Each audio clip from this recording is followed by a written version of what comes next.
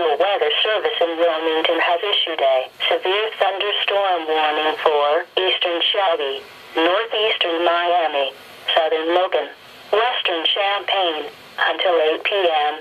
At 7:15 p.m., radar indicated a severe thunderstorm located near Kaiser Lake State Park, moving northeast at 20 miles an hour.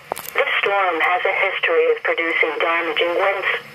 Storm hazards include winds to 60 miles an hour, quarter-size hail. Locations impacted include Sydney, DeGraff, West Liberty, Jackson Center, Bell Fountain. In addition, Kaiser Lake State Park, Carysville, Rosewood, Pemberton, La Pinkett, Port Jefferson, Quincy, and Spring Hills are near the path of this severe thunderstorm.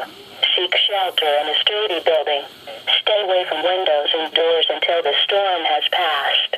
To report severe weather, go to our website at weather.gov/ILM and submit your report via social media when you can do so safely.